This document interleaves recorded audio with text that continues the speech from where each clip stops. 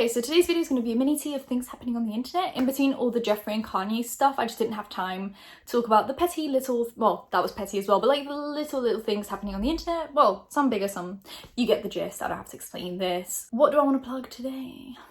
There's not really many options. Here's my TikTok, I've been enjoying that one. Here's my backup Instagram, considering Instagram's still not getting back to me, and the 2 emails that I did get from them were in French. So I don't think we're getting anywhere. And then here's Phoebe's Instagram. That's always really fun. Make sure you still are subscribed. I've been getting a bunch of comments, you know, after mentioning, hey, you might be unsubscribed. I've been getting a bunch of comments basically saying, you were right, I was unsubscribed again. So just make sure you are subscribed if you were intending on being subscribed. Turn post notifications to all rather than personalized, so you know when I post. Also, if this is your first time watching my channel, consider subscribing for the petty drama. Let's get into the tea though. Jojo Siwa. Nickelodeon created like a card game where it's supposed to be like you play with your friends and there's like a truth or a dare kind of question on there. Some of them are a bit weird.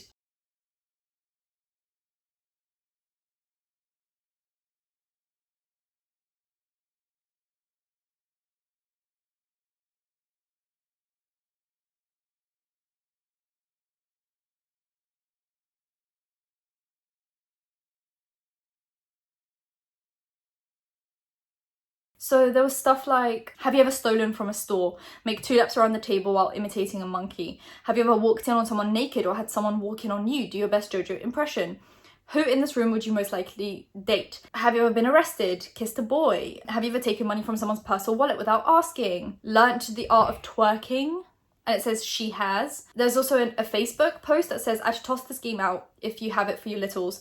I doubt JoJo herself came up with these questions, but this is out of whack. Look at the age group and read the questions. This is truly disgusting. Although annoying, I've loved JoJo for being a kid at heart forever, but damn, she's almost 18. We're going to have to throw hands for this one.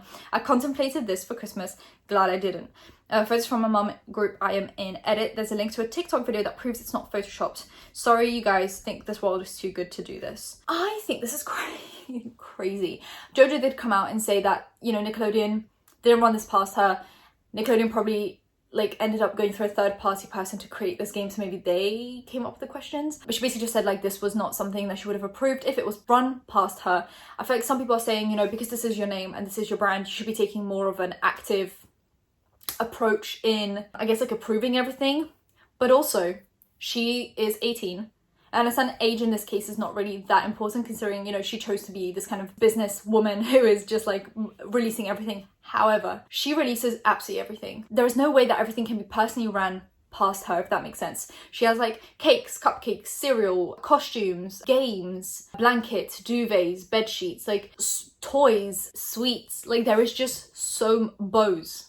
Like there's so much she sells that is there any way for this to all be ran past her? But I also think she probably makes enough money where she has employees under her that are in charge of having things run past them, so that she'll have like an agent, a manager, a personal assistant, just people working for her to make sure that everything's on track. So I'm just wondering, like, how did this slip through the cracks?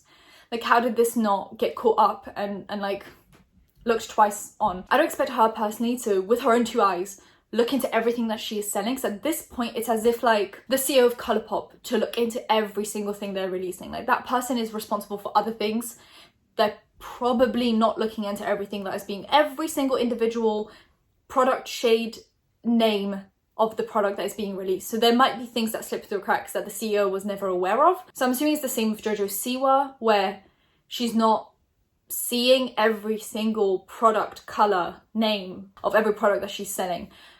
But there should be people responsible for that, and she should be responsible for employing people that will be responsible for that, because it is like there's a difference between her and the CEO of Colourpop. Like the CEO of Colourpop is not the face of Colourpop. Most people probably don't know what the CEO of Colourpop looks like or what the CEO's name is. Like, do you know the CEO of Maybelline or L'Oreal or Revlon? Like, do you know what they look like, who they are? No, because they're not the face of that brand. They're just a CEO. Jojo Siwa is the name and face of her brand. So everything that happens to her brand is poorly reflected on her. It affects her integrity and her reputation. So I feel like there should be more emphasis being put on people making sure that everything that's being released is up to scratch and isn't inappropriate. I feel like that's the issue here. But she is very young, and with the kind of money that she's making and the kind of responsibilities that are being put upon her, she's not just a YouTuber.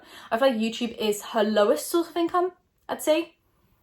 I feel like YouTube is still like a fun thing that she does, even though she probably makes millions from it. But I feel like that is her lowest source of income.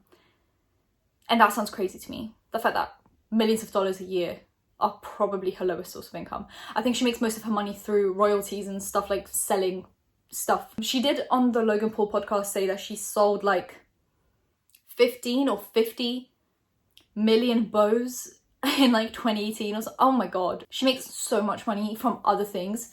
I feel like YouTube isn't really her main thing anymore. She's not a YouTuber, so the kind of responsibilities that are being put upon her are not the same that are being put upon other YouTubers. Other YouTubers literally sit in their room, film videos, post them on YouTube, make some money, and go on with their lives. With her, it's world tours, shows, selling products, approving products, designing products, merch, YouTube videos. Like, that's a lot for an 18-year-old, and I feel like this probably just didn't fit into the daily agenda, and she just didn't check it, and it slipped through the cracks. And it's kind of bad because this would have been sold to kids, and it's inappropriate for that to be sold to kids. I'm glad it was called up quickly, and I'm glad she's addressed this, but yeah, there needs to be some kind of a system for people to be checking the stuff that her name's being put on, so that we don't get a repeat of this. This is bad, but because there was no malicious intent from her, I feel like this is, you know, this is fine. Like, as long as it's being like fixed, taken back, taken off shelves, doesn't happen again, I think it's fine, mainly because there was no malicious intent and she probably just didn't see that this was coming out. Like, they probably just didn't announce it to her. I just don't think she would know about every single thing being released, and that's a dangerous game to play, quite clearly,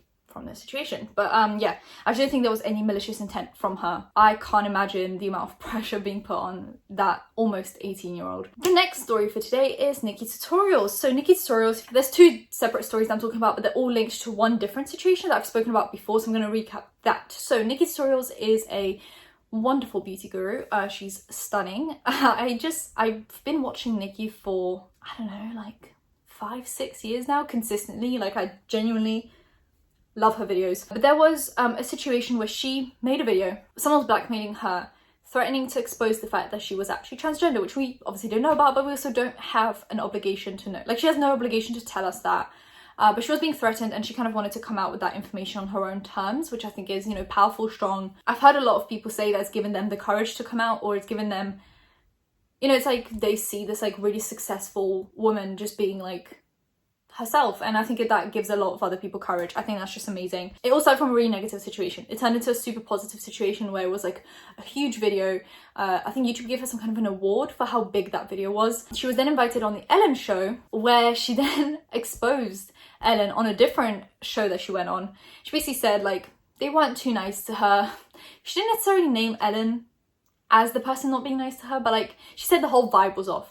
She wasn't even allowed to use the bathroom because the bathroom closest to her was reserved for the Jonas Brothers, so she wasn't allowed to go to the toilet. Like, that's insane to me. She spoke about all of that, and then after that, right after that, Ellen was starting to be cancelled on the internet. Like, I'm not sure what the correct word here is for what's happening. Essentially, people are coming out and saying there was a toxic environment on the Ellen show for kind of behind the scenes crew, from things like just like a toxic environment of people being mean to each other, to Ellen being mean to people, like super mean allegedly. This hasn't been confirmed, but it's just a lot of talking, so I'm assuming like where there's smoke there's fire, potentially. From Ellen being mean to people to even some criminal misconduct. Ellen then came back and did like one of those speeches where she started like joking about these things. I was like, you know, for how serious some of those allegations were, doing a little haha, I've been cancelled is a little bit weird. So then recently Nikkie Tutorials did a video where her manager asked her about the Ellen situation, because people were wondering if Ellen ever like acknowledged that this happened, and Nikkie basically said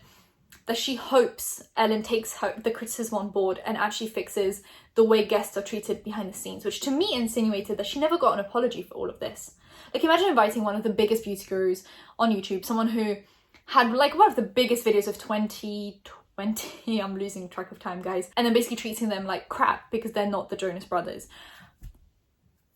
Okay, sure. And then regarding kind of like her coming out as transgender, she in multiple videos now said that she doesn't want to be known as Nikkie Tutorials the transgender. She wants to be known as Nikkie Tutorials, the beauty guru, the YouTuber, the successful woman, I don't know, just a kind person. I think she seems so nice. I know we shouldn't like try and put these labels on YouTubers that we've never met because they could be awful behind the scenes, but I just can't imagine Nikkie Tutorials being awful. that's just where I'm at with life. So she kind of hated the idea of that happening. And then Nikkie tweets out saying, media, please be better than this. Internally, I have a name, you know. And she @, Metro Belgie. So she had translated the header for that article, and it says, the Netherlands chooses a transgender as official host of Eurovision 2021.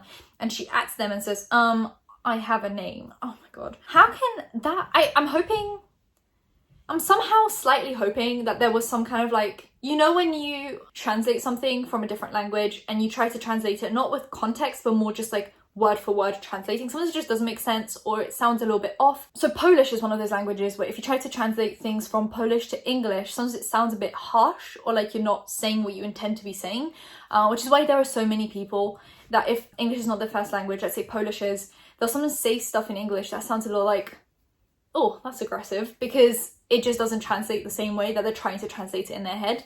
I'm hoping that headline didn't actually say, the Netherlands chooses a transgender. Like just a transgender.